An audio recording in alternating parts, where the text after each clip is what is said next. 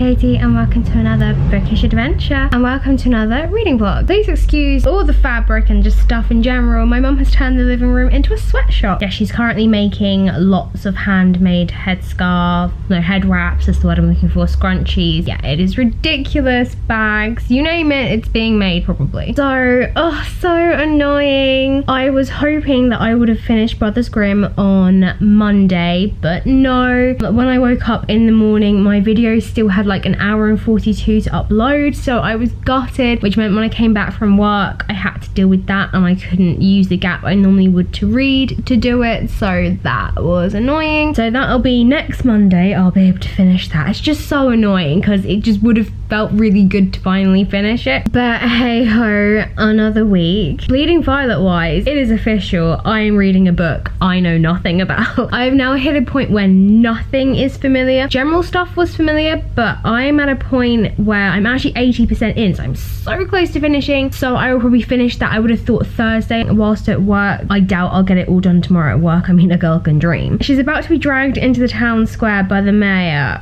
for justice. She's going to be executed, and you'd think something like that I would remember. A lot of what's happening I would have thought like just would have been stirring something. No, a lot of it really isn't, which I'm kind of glad about, because you know, I don't know what's coming, and you know, I'm not like, oh yeah, this is gonna happen. So it is quite nice that I remembered a general outline of this story, but at the same time was a bit like, it is a bit kind of sad because it wasn't that long ago I read it, so I would have thought I would have retained some information. So I'm kind of wondering what must have happened that I didn't really, I don't know, retain much of the information, or yeah, I don't know. So I'm kind of disappointed with that. It would have been nice for me to remember a little bit more than I did, but at the same time it is quite nice because, you know, I'm not just reading a book I know, and I'm not gonna be like, oh, this is how she'll get saved. I mean, I'm assuming she'll get saved, but I mean, knowing how this book is going, there is a chance that she won't get saved. So it's quite nice that I don't, like, everything with her mum as well is really unfamiliar. Like, everything that's happening now is really unfamiliar. So it's, yeah, it's weird. It is as bonkers as I remember it to be. Absolutely. Yeah, it's a really good read for sort of October Halloween time. It is making me look forward to revisiting Slice of Cherry, and I mean, they're two daughters of a serial killer, so you know it's just gonna be even weirder. But what I am most excited about, yet slightly terrified about, is the fact that finally, I say finally, I'm going to read my first ever Stephen King once I finish this book. Sam has bullied me into doing it in the most friendliest of ways. My colleague absolutely loves Stephen King, loves horror. I am the opposite. I don't like horror, I really don't. It's not my thing. So please excuse the massive plaster. I paper cutted myself at work on Friday, and then on Monday I paper cutted the paper cut, and only realised that when I paper cutted over the new paper cut. So I just have a bunch of paper cuts, quite deep and really quite red and gross. The joys of working in retail. Yeah, I'm a little nervous, I'm not gonna lie. I'm going to be reading The Shining. I am so scared to do this. This will definitely be in the safety of work,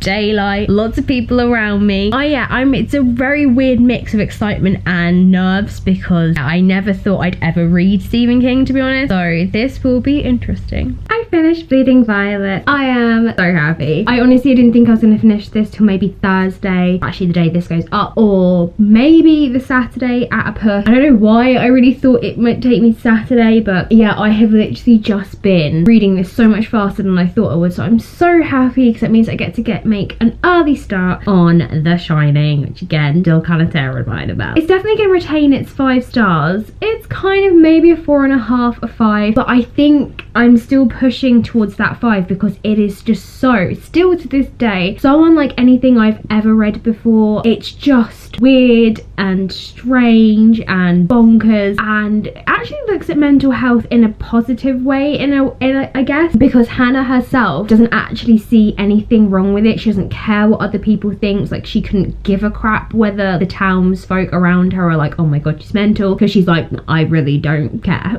Which I really love. Even to the very end, even to the last page, I still did not remember anything. I thought at least maybe the end, because you know how you kind of tend to remember like endings. I thought, okay, maybe this might be where I'll start to remember what's happening, but nope, remember nothing still, which was nice because I couldn't predict the ending. But yeah, I was reading it thinking, God, did I even read this book? I was like, I don't remember anything. I definitely do have some lingering questions as to, I don't know, just the general town itself. I would love a book maybe based from like people who are in charge of the town, who know more about the town's history and potentially its power, where the doors come from. Only because Hannah seems to have this element of magic. When she arrives, she hallucinates a lot. She's talking to her dad. She's a swan figurine which comes to life. But all of that I have just assumed is in her head. However, at the end it became very clear that maybe not other people could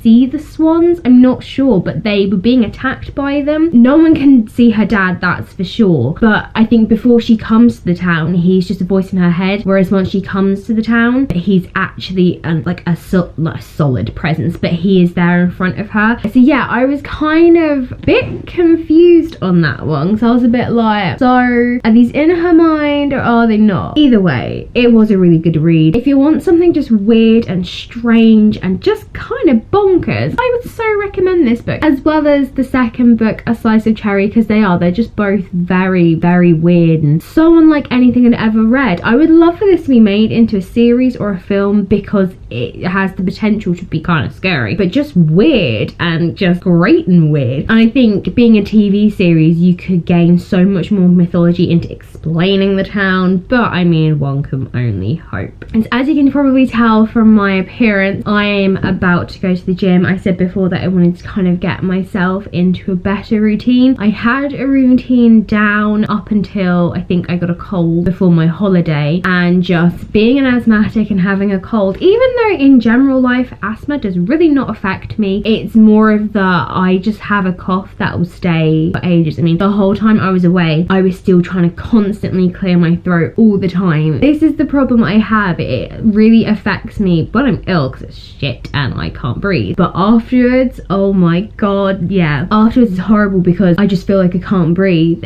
Just walking around at work and walking up and down the shop floor and talking to people makes me tired and makes me breathless. I sound like I smoke 30 a day, so I'm trying to get back into my routine. I go on my day off, I go after work on a Wednesday. It's hard because I'm tired after work and it's been a long day, and Wednesdays are always a huge delivery. I also still can't get over how white my teeth look, and I say this every time whenever I film, but I don't necessarily include it, and holy crap, they are white, like worryingly white.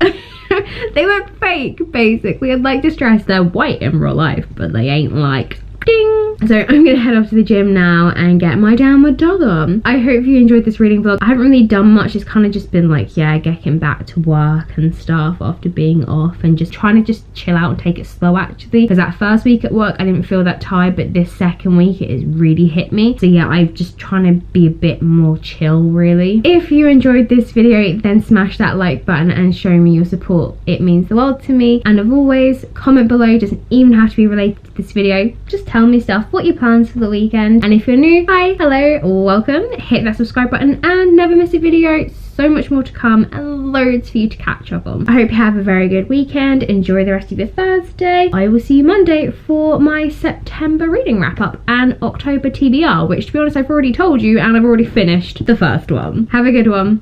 Bye.